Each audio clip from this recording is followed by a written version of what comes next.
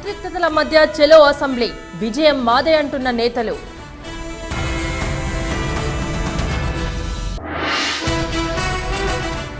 ఓయూలో విద్యార్థుల bike rally అడ్డుకున్న పోలీసులు, పరిస్థితి ఉద్రిక్తం.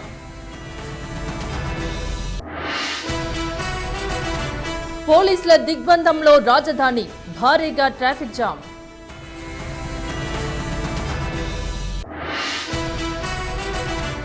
టీడీపీ టీఆర్ఎస్ ఆందోళన, శాసనసభ సోమవారానికి వాయిదా.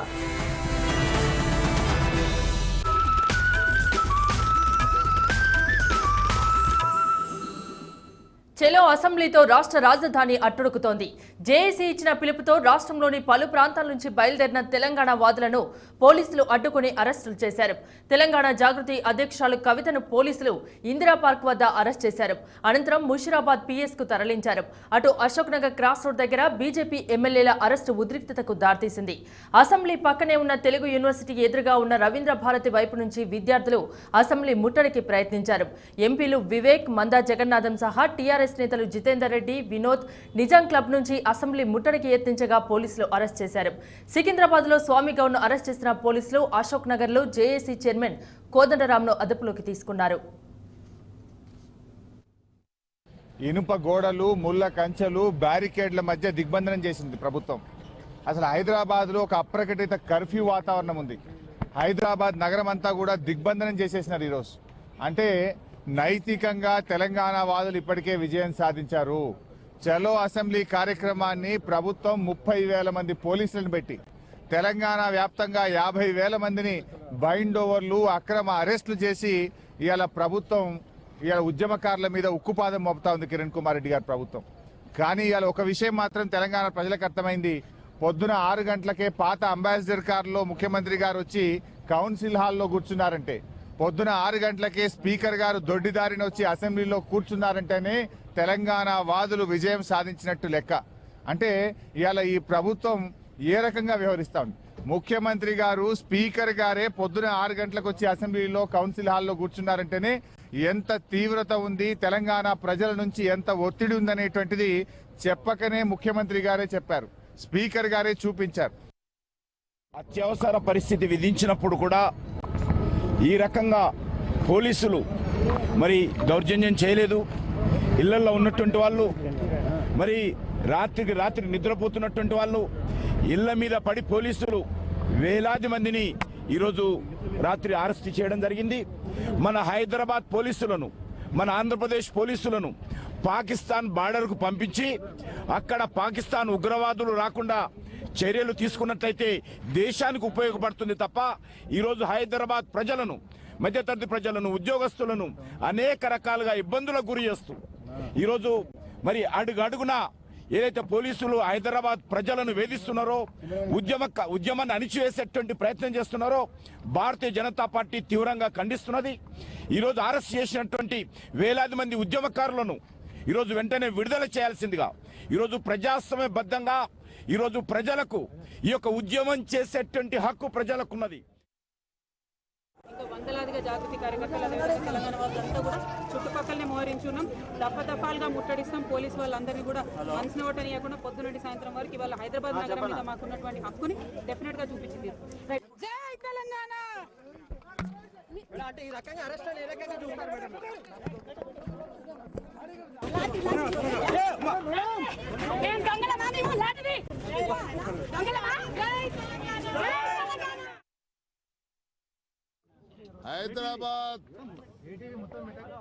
Hyderabad is seized by police. నా 50 ఏండ్లు హైదరాబాద్ లో నివాసం ఉన్న నాకు ఇవాళ పోలీసు వాళ్ళ రాజ్యం హైదరాబాద్ లో ఇవాళ ప్రత్యేకంగా కనిపిస్తుంది. ఇవాళ పోలీసు వాళ్ళు వెళ్తున్నట్టు కనిపిస్తుంది. టోటల్ హైదరాబాద్ ఇవాళ సీజ్ అయిపోయింది పోలీసు వాళ్ళతోటి. ఇంతకంటే సిగ్గుచేటనే విషయం లేదు. ఇవాళ కిరణ్ కుమార్ రెడ్డిని నేను సూటిగా అడుగుతా ఉన్నాను, నియంతల కాలం ఇక నడవద్దు. ఇవాళ నియంతలకు గడ్డాఫీకి ఏం పట్టింది? హోసిన్ ముబారక్ పట్టిన గతే నీకు పడుతుంది, ఇలా కాంగ్రెస్ పార్టీకి పడుతుంది. ఇలా కాంగ్రెస్ దుర్మార్గానికి ప్రతీక ఇవాళ ఈ హైదరాబాద్ పోలీస్ సీజర్. ఇవాళ మేము ఒకటి అడుగుతా ఉన్నాం, ఇలా మా తెలంగాణ ప్రజలు ఇక్కడికి వస్తామన్నారు. ఎందుకు వస్తామన్నారు? 1100 మంది ఆత్మ బలిదానాలు చేసుకుంటే ఈ అసెంబ్లీకి పట్టిలేదా? ఈ అసెంబ్లీ కనీసం ఊసెత్తదా? ఇలా తెలంగాణను ప్రకటించింది ఈ కాంగ్రెస్ ప్రభుత్వం కాదా? డిసెంబర్ 9, 2009 ప్రకటించి ఇవాళ మీరు ఆశ నిరాశల మధ్యన తెలంగాణ ఇస్తున్నామని ఇవ్వమని ఒకరోజు మాట్లాడుతూ ఈరోజు 1100 మంది యువతులను బలిదానాలు తీసుకున్నది కాంగ్రెస్ కాదా అని చెప్పి మేము సూటిగా అడుగుతా ఉన్నాం. శాసనసభాపక్షం భవనం ఎక్కిన టీఆర్ఎస్ ఎమ్మెల్యేలను మార్షల్స్ కిందకు దించారు. టీఆర్ఎస్ ఎమ్మెల్యేలు కావేటి సమ్మయ్య, వినయ్ భాస్కర్ గంటన్నరకు పైగా భవనం పైకెక్కి నిరసన తెలిపారు. తెలంగాణ నినాదాలు చేస్తూ నల్ల జెండాలతో ఆందోళన చేశారు. ఎవరైనా పైకొస్తే కిందకు దూకుతామని వారు హెచ్చరిస్తూ వచ్చారు. చివరకు అసెంబ్లీ మార్షల్స్, పోలీసులు కలిసి శాసనసభాపక్ష భవనం ఎక్కారు. ఇద్దరు ఎమ్మెల్యేలకు నచ్చజెప్పి కిందకు దించి అరెస్ట్ చేశారు.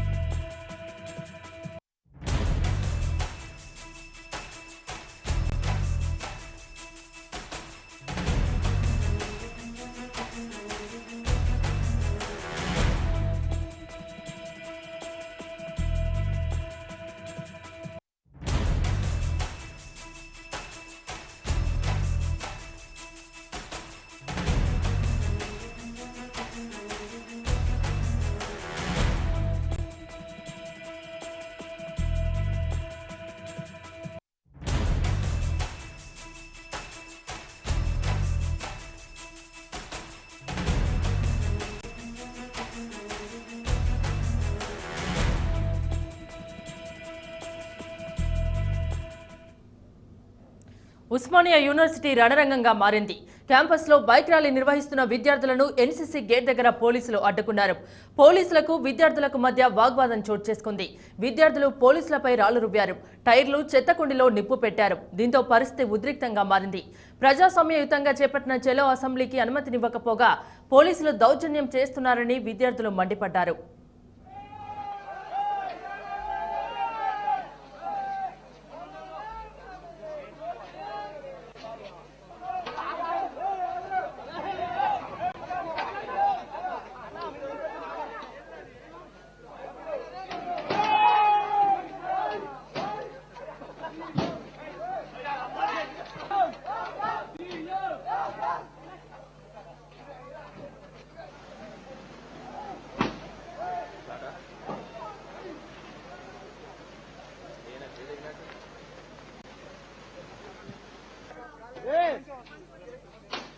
ఆగరాదన్నా, పోతున్న బయటికి వెళ్ళిపోవాలి.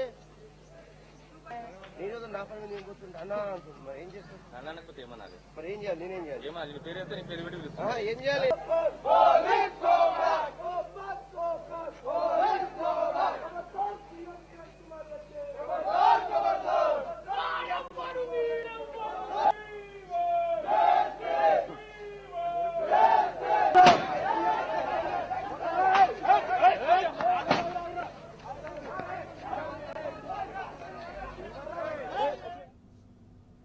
చెలో అసెంబ్లీ కారణంగా హైదరాబాద్లో పెద్ద ఎత్తున ట్రాఫిక్ ఆంక్షలు అమలవుతున్నాయి. అడుగు తీసి అడుగు వేయాలంటేనే పోలీస్ అనుమతి తప్పనిసరి అవుతోంది. ఒక్క ముక్కలో చెప్పాలంటే రాజధానిని అష్టదిగ్బంధనం చేశారు పోలీసులు. అసెంబ్లీకి 4 కిలోమీటర్ల దూరం నుంచే వాహనాల్ని దారి మళ్లిస్తున్నారు. కొన్ని ఫ్లైఓవర్లు మూతపడ్డాయి. ఎంఎంటీఎస్ రైళ్లు రద్దయ్యాయి. ఉద్యోగులు ఆఫీసులకు చేరుకోలేక నానా తంటాలు పడ్డారు.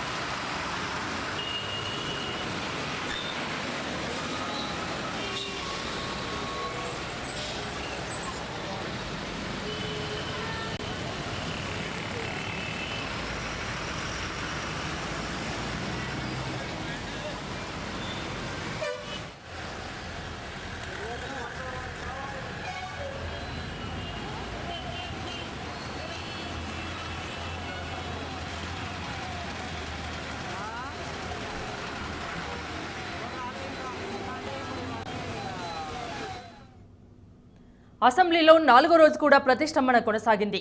ఉదయం సభ ప్రారంభం కాగానే టీటీడీపీ, టీఆర్ఎస్ ఎమ్మెల్యేలు తెలంగాణ నినాదాలు చేశారు. ప్లకార్డులతో స్పీకర్ పోడియం దగ్గర బైఠాయించారు. సభ సజావుగా సాగేందుకు ఎమ్మెల్యేలు సహకరించాలని స్పీకర్ విజ్ఞప్తి చేసినా విపక్షాలు వినకపోవడంతో సభ 2 సార్లు అరగంట పాటు వాయిదా పడింది. అనంతరం ప్రారంభమైన ఆందోళన విరమించకపోవడంతో స్పీకర్ సభను సోమవారానికి వాయిదా వేశారు. Speaker sir, on behalf of the Honorable Chief Minister, Shri N. Ken Kumar Reddy, the Andhra Pradesh Value Added Tax Second Amendment Bill 2013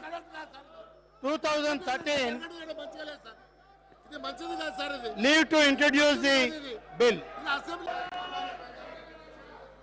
Those who are for the motion, please say aye. Those who are against, please say no. Ayes have it, ayes have it. The motion is carried and the bill is introduced. Yes. I request the members to please observe some restraint. House is now adjourned to meet again at 9 a.m. on Monday, the 17th of June.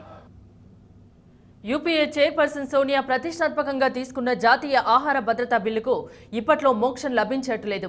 2014 ఎన్నికల్లో కాంగ్రెస్ను గట్టెక్కించే పథకమని సోనియా నమ్ముతున్న ఆహార భద్రతా bill ఆమోదం ఎప్పటికప్పుడు వెనక్కిపోతోంది. ఆహార భద్రతా బిల్లుపై UPA భాగస్వామ్య పక్షాల్లోనే భేదాభిప్రాయాలుంటే ఇక విపక్షాలకు ఎన్నో రకాల అభ్యంతరాలు ఉన్నాయి. ఆహార బిల్లుపై త్వరలోనే ఏకాభిప్రాయాన్ని సాధించి ప్రత్యేక పార్లమెంట్ సమావేశాలు ఏర్పాటు చేసి మరీ బిల్ పాస్ చేస్తామని ఆర్థిక మంత్రి చిదంబరం వెల్లడించారు.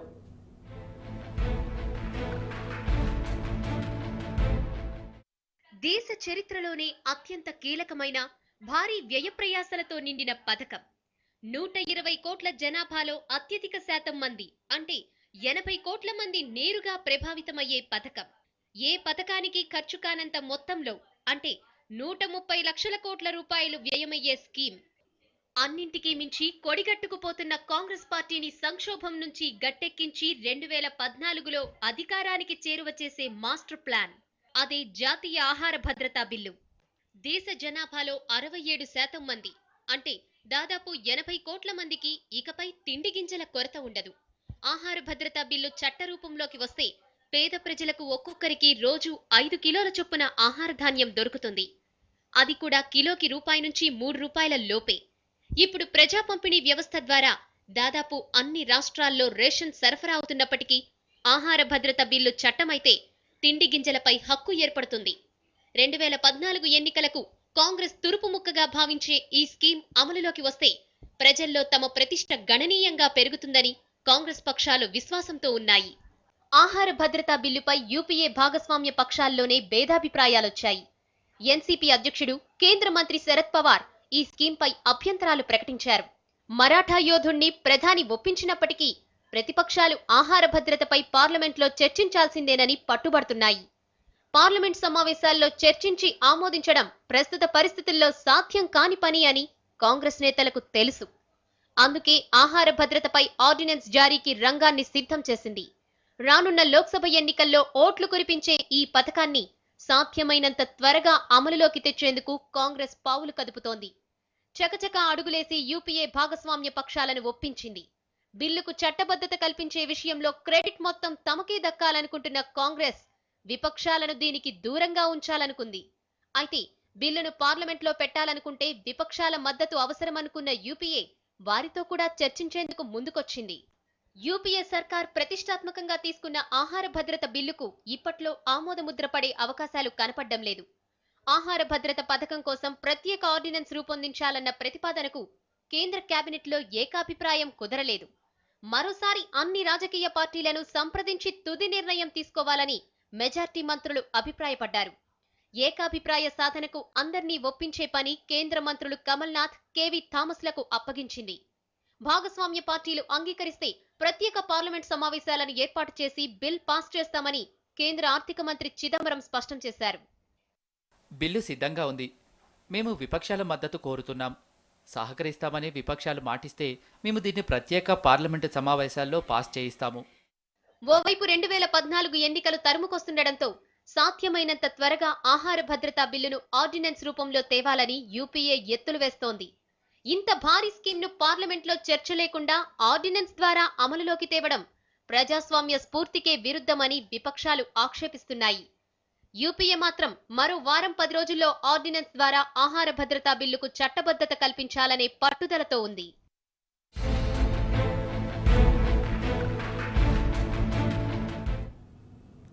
బంగారు తల్లి పథకంపై సీనియర్ మంత్రులు ఇంకా ఆగ్రహంతోనే కనిపిస్తున్నారు. ఈ పథకంపై ఏర్పాటైన మంత్రివర్గ ఉపసంఘంలోనూ భిన్నాభిప్రాయాలు వ్యక్తమవుతున్నాయి. ఈ వ్యవహారం సీఎం వద్దకు చేరింది. అసలు ఈ సమావేశాల్లో పథకానికి చట్టబద్ధత లభిస్తుందా లేదా అనే సందేహం కూడా మొదలైంది. ముఖ్యమంత్రి కిరణ్ ప్రతిష్టాత్మకంగా ప్రకటించిన బంగారు తల్లి పథకంపై వివాదం ఇంకా కొనసాగుతూనే ఉంది. ఈ పథకంపై ఏర్పాటైన కేబినెట్ సబ్ కమిటీ తొలి సమావేశంలోనే సీనియర్ మంత్రులు జానారెడ్డి, ఆనం రామనారాయణ రెడ్డి ఆగ్రహం వ్యక్తం చేశారు. పథకంలోని లోపాలు ఎత్తి చూపుతూ వాటిని సమీక్షించాలని సూచించారు. అసెంబ్లీ ఆవరణలో జరిగిన రెండో సమావేశానికి ప్రత్యేక ఆహ్వానితుడిగా హాజరైన పీసీసీ చీఫ్ బొత్స సత్యనారాయణ సైతం పథకంపై అధికారుల్ని నిలదీశారు. ఈ పథకానికి చట్టబద్ధత కోసం తొందరెందుకని ప్రశ్నించారు. పథకం అమలులో లోపాలు అధిగమించకుండా చట్టబద్ధత తెస్తే అది ప్రభుత్వానికి మచ్చగా మారుతుందని సత్యబాబు అధికారులపై ఆగ్రహం వ్యక్తం చేశారు. పథకానికి చేయాల్సిన సవరణలను కూడా బొత్స అధికారులకు సూచించారు. సమావేశం నుంచి బొత్స వెళ్లిపోయిన తర్వాత సబ్ కమిటీలోని ఇతర మంత్రులు సమావేశాన్ని కొనసాగించారు. కొన్ని సూచనలతో నివేదిక సిద్ధం చేశారు. ప్రతి లబ్ధిదారునికి తెల్ల రేషన్ కార్డు తప్పనిసరి చేశారు. ప్రసవం ప్రభుత్వాసుపత్రుల్లోనే ఉండాలి. ప్రతి బాలిక తప్పనిసరిగా 5వ తరగతి వరకు ప్రభుత్వ పాఠశాలలోనే చదవాలనే నిబంధన విధించారు. ఈ సూచనలన్నింటితో సీఎంకు నివేదిక సమర్పించడంతో పాటు ఇందుకోసం ప్రత్యేకంగా మంత్రివర్గ సమావేశం ఏర్పాటు చేయాలని కూడా నిర్ణయించారు.